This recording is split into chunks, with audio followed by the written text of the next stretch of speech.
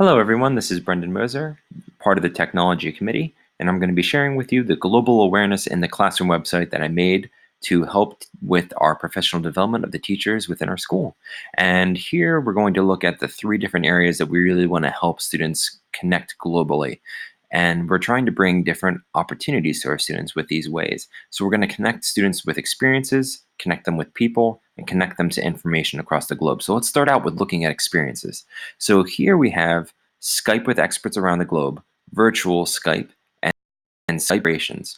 Now, Skype has really wonderful programs and software to help us connect with people all over the place.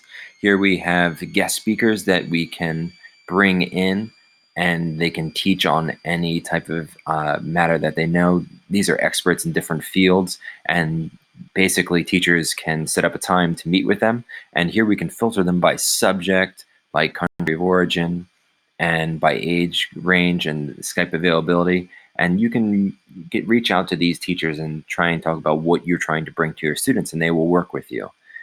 Now, another thing we were looking at was virtual field trips here, and this is another wonderful experience you can bring to your students. You can set up virtual field trips. Again, depending on what you're looking at, there's underwater work, animal work, there's historical field trips, there's other subjects you can look into. There's so many different things that you can use to try and bring your students across the globe and outside of the classroom.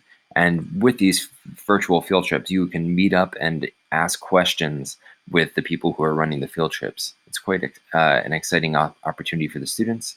And the last thing we have here is Skype collaborations. And we're going to talk about this a little bit more again later. And Skype collaborations are ways that you can you can meet up with different schools and different classrooms and try to come up with a way to save, for instance, the planet, different types of issues that you want to work with different classes around the globe and trying to fix, and really getting your students to think beyond a local level and how they're going to operate and work and make a better world. And now we're going to look at connecting with people. And connecting with people, we have a bunch of really, really wonderful programs here. But we're going to look at first, here's a wonderful TED Talk called The Danger of a Single Story. And this really gets to the heart of it, trying to get students to see culture outside of their own and trying to get beyond a single story. And so we're going to go back to Skype and look at, here we have Mystery Skype, which is really a wonderful tool, especially if you are a social studies teacher and you're trying to teach geography.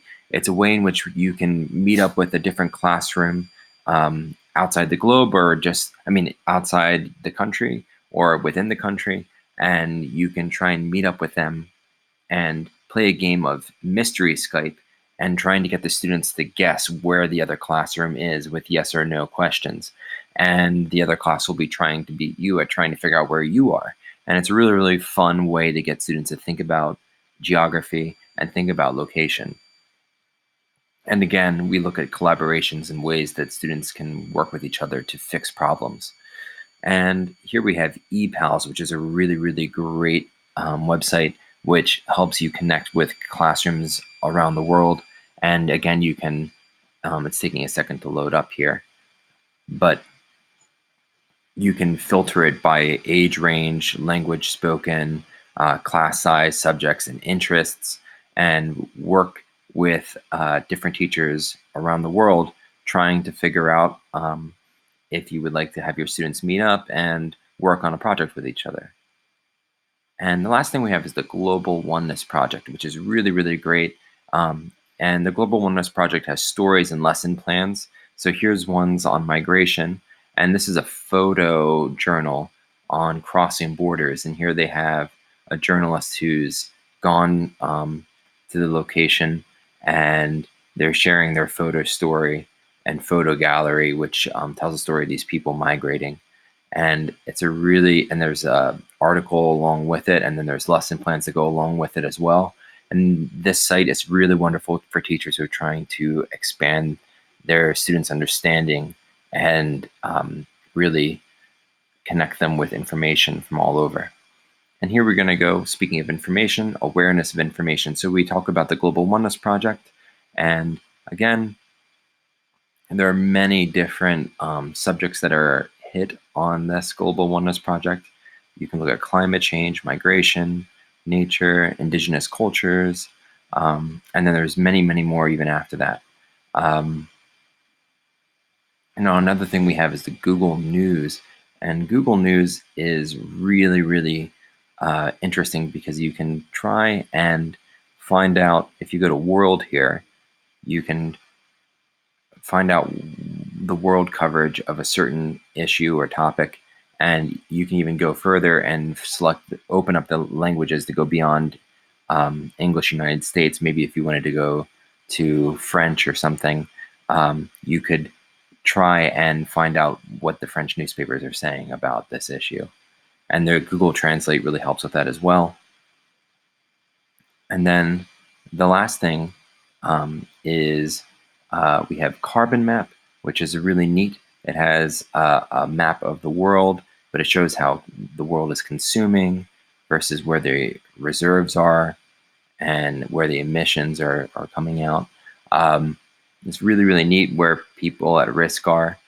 Um, and then primary source, this is where we will be doing professional development webinars with the teachers. And so they'll have to take the first one, which is the global learning primary source style. And it really opens up their awareness of the different types of sites that hit upon global awareness, just like the ones we mentioned.